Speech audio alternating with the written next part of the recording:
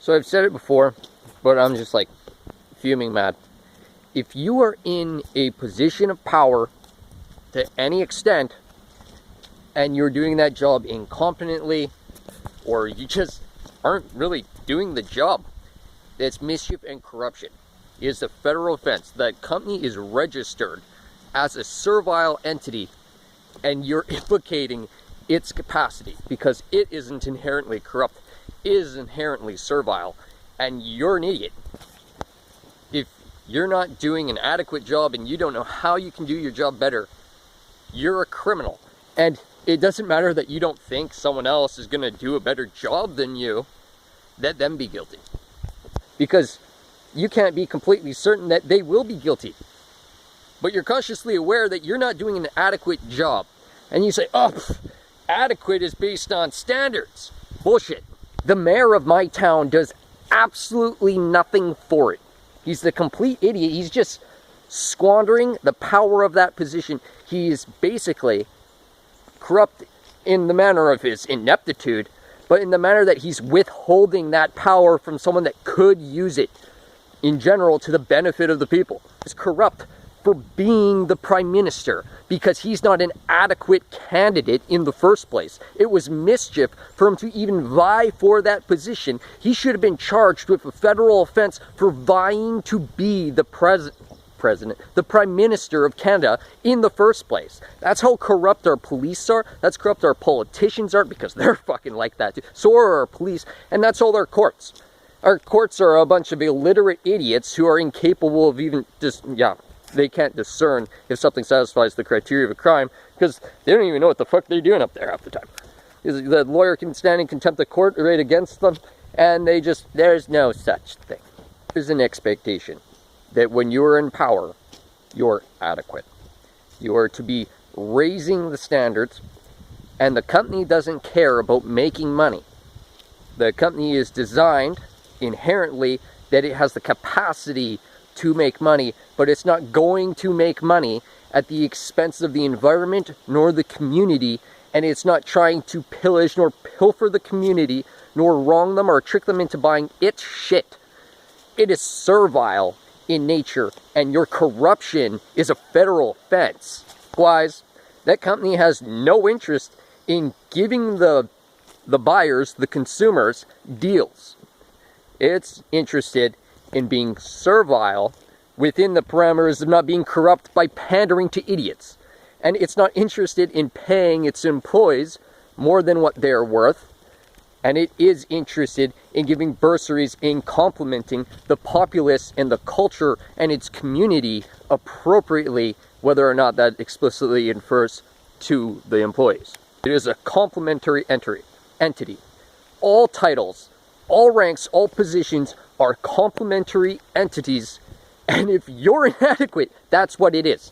Corruption. You can argue, and you'd be wrong to say that's not legislatively accurate, or that's not philosophically accurate. Well, irregardless, it is theologically. That's such a weird word to say, because you want to say theoretically, because theoretically is in fact always applicably and accurately, and it is no way fallacious. By definition, that's what a theory is, so it probably is just theory. But theologically, you're corrupt. And so, since that's just obvious, and we can think of specific characters to scrutinize, and specific characters who we might aspire to scrutinize, and may even aspire the applicable, scrutinizable characters in inapplicable ways. But the point is coming around to that we're Democrats. We all technically have a voice. Sure, we're not empowered to fight against finances nor capitalism. We don't have that kind of power as Democrats, but we are all contributing members to the social status quo, and the budget, the ballot, the buying demand is in our control. We are Democrats, and we are each individually corrupt on account of our ineptitudes and our negligence to uphold our station appropriately. Now, you might neglect to hold your station at all, and that's fine. That's not particularly neglect, and you're neglecting it because the social status quo is catering to your corruption. in which case that's mischief, because you're standing idly knowing where your vote is applicable and how it's being applied and being smug about it. There is an expectation as a social politic that people are mutually beneficial to society as a whole and not to our corrupt, privied agendas. And it's just so brutal because there are so many people, particularly those in political stations or those who have massive corporations who have been established by us paying to them and by business expense, tax write-offs, and bursaries, that they just like to pretend like their company has no obligation whatsoever when that company is like a child and it's a person and it does have obligations. Can we imagine how great the world would be if all the people who were at the helm of those companies, at the wheel, the people that were at the ledger managing those companies, actually respected the environment, actually respected the client, actually respected the economy, how much better those companies could actually do for themselves and how much better the world would be in general when we didn't think of everything as a financial number, but we thought of it as having intangible, intrinsic values.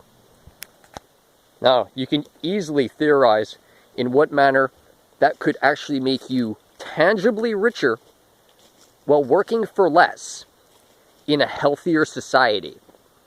You could easily pay all your taxes and meet all your buying demands working for 24 hours a week if they would allow you to keep your employment and not firing you as if it's somehow difficult for the secretary to log that you worked 12 hours this week and here's your pay, without firing you from the job because you're not there often enough for them. Give me a second, I gotta catch my breath. All those tax demands and lifestyle demands and not worry about your retirement for a moment and just think, you know what, maybe I'm gonna keep contributing and I'm gonna inherently take my retirement by taking 3/4 of my month off to be social and productive and work towards community goals that are going to be there for my retirement. Like, if you're paying so much to play sports and everything, if you spent some of your time working towards those places as charity and volunteer work, then you don't have to pay for it, and it's there for you, and you've actually saved revenues doing something that you were going to spend them on that you're working for. So you're working for all this crap when you're not part of the community that cares about it. Damn, the pause button. The point is that society can be so much more, and these companies like to tell us, like, we should go do it for ourselves. We can't. We don't have the finances. We're exploited in a capitalist society, but we, as the client, solicited this product of you by buying your content, and we have the expectation now that you have billions of dollars, because you're a mega corporation now, you just meet basic buying demands by raising the standard to what is possible, because technology makes it so that standards can be higher and only certain people can afford those standards to be produced. There's just such an expectation which is lapsing in being met, and the worst part is that our politicians are supposed to be pushing this, our judges are supposed to be inhibiting the corruption and forcing the righteous management of these equities, and our police don't fucking go for anyone. I find it hard to imagine that a whole community of people don't pool for skidoos and for boats and for quads, instead of everyone just kind of either having or not having, and then having debt and having all these egotistical mine scenarios, when we are genuinely overcompensated for our labor, because that's how the exploitation works, of encouraging people to be pro for the ability for them to exploit us. And that's why we have mega corporations and billionaires, because through fascism they've indoctrinated people to work for them in this fashion. And so everyone else is subjected, because they don't even have a vote. They don't even have a say. And they have no influence, because the people with lots, they just scoff you.